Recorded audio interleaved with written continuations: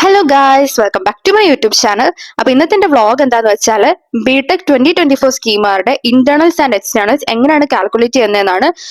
പിന്നെ നിങ്ങളുടെ ബിടെക് ഇന്റേണലിൽ നിങ്ങൾക്ക് മിനിമം വേണ്ടത് എത്രയാണ്, എക്സ്റ്റേണലിൽ മിനിമം മാർക്ക് എത്രയാണ്, പിന്നെ എക്സ്റ്റേണലിന്റെ ക്രൈറ്റീരിയാസ് എന്തൊക്കെയാണ്, അതായത് എത്രയാണ് നിങ്ങളുടെ പാസ് മാർക്ക്. പിന്നെ പറയുകയാണെങ്കിൽ നിങ്ങളുടെ ലോ പാസ് ഗ്രേഡ് 2024 സ്കീമാർക്ക് ലോ പാസ് ഗ്രേഡ് അപ്ലൈ ചെയ്യാനുള്ള എലിജിബിലിറ്റീസ്. ലോ പാസ് ഗ്രേഡ് എന്താണെന്ന് അറിയാൻ വയ്യാത്തവർക്ക് ഞാൻ ഇന്നലെ ഒരു വീഡിയോ ചെയ്തിരുന്നു. അപ്പൊ ജസ്റ്റ് അതൊന്ന് കണ്ടു നോക്കാം. അത് ഞാൻ ഡിസ്ക്രിപ്ഷനിലും എടുത്തേക്കാം. പിന്നെ അപ്പം ഇന്റേണൽസ് എക്സ്റ്റേണൽസിനെ കുറിച്ചാണ് ഇന്നത്തെ വീഡിയോസ്. അപ്പൊ നമുക്ക് വ്ളോഗിലേക്ക് പോകാം. അപ്പോ ആദ്യമായിട്ട് ഇന്റേണൽസിന്റെ കാര്യം പറയുകയാണെങ്കിൽ ഇന്റേണൽസ് നിങ്ങൾക്ക് 40 മാർക്കിലാണ് ഇന്റേണൽ വരുന്നത്.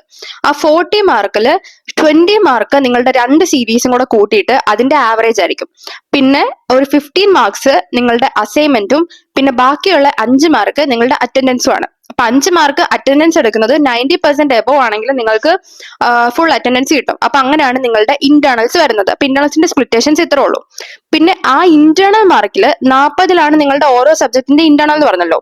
അപ്പൊ ആ 40 നിങ്ങൾക്ക് മിനിമം, അതായത് സേഫ് പൊസിഷൻ എന്ന് പറയുന്നത് 23 ആണ്. 23 നിങ്ങൾക്ക് വേണം. നിങ്ങൾക്ക് മിനിമം ഇന്റേണൽ ആയിട്ട് 23 വേണം. ഇപ്പൊ 22 ആണെങ്കിൽ നിങ്ങൾക്ക് കുറച്ച് എന്താ പറയാ, നമുക്കൊരു സേഫ് പൊസിഷൻ അല്ലാണ്ടാവും. അപ്പൊ അതാണ് 23 ആണ് നിങ്ങളുടെ മിനിമം വരുന്നത്.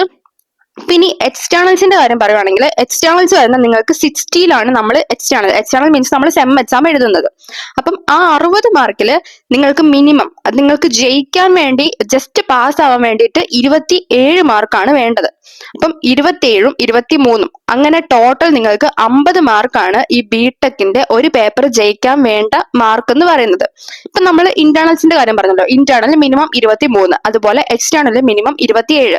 അപ്പൊ അത് രണ്ടും കൂടെ കൂട്ടിയപ്പോൾ നിങ്ങൾക്ക് 50 കിട്ടി. അപ്പൊ നിങ്ങൾക്ക് കിട്ടുന്ന ഗ്രേഡ് എന്ന് പറയുന്നത് പി ഗ്രേഡ് ആയിരിക്കും. അതാണ് ജസ്റ്റ് പാസ് എന്ന് പറയുന്നത്. ഇപ്പൊ ഇന്റേണൽസ് നിങ്ങൾക്ക് 22 ഉള്ളൂ. അപ്പൊ നിങ്ങൾ സേഫ് പൊസിഷനിലല്ല. ഇപ്പൊ 22 വേണമെങ്കിൽ നിങ്ങൾക്ക് എക്സ്റ്റേണലിൽ 28 മാർക്ക് വേണം. ഇപ്പൊ എക്സ്റ്റേണലിൽ പാസ് മാർക്ക് എന്ന് പറഞ്ഞാൽ 27 ആണ്. അപ്പം ആ പാസ് മാർക്ക് എപ്പോഴും, ഈ കാര്യം നിങ്ങൾ എപ്പോഴും മൈൻഡിൽ വെക്കണം.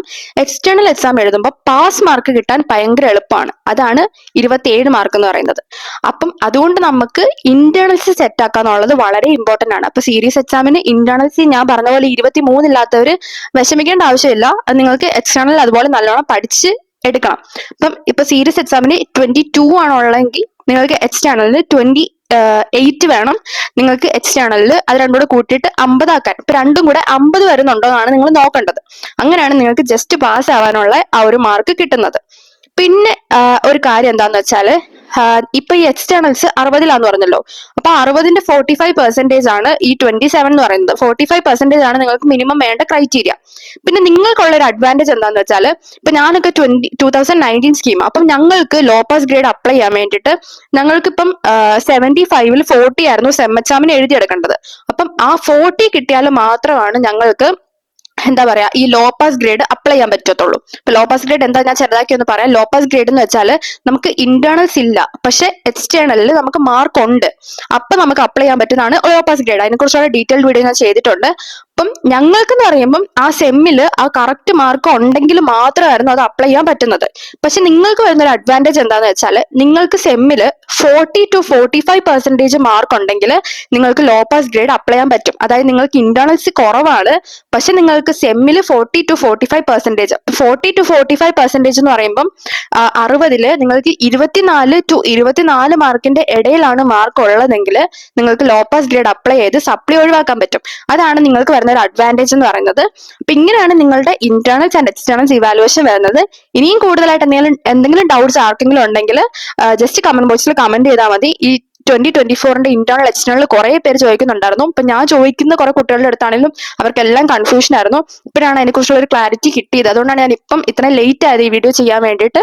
അപ്പൊ ഇതുപോലുള്ള അപ്ഡേറ്റ്സിന് വേണ്ടി എന്റെ ചാനൽ ജസ്റ്റ് ഒന്ന് സബ്സ്ക്രൈബ് ചെയ്ത് വെക്കാം. അപ്പൊ നിങ്ങൾക്ക് എന്റെ വീഡിയോസ് കാണാൻ ഇതുപോലെ ഇഷ്ടമുണ്ടെങ്കിൽ please do like, share and subscribe my YouTube channel guys and keep supporting. Bye.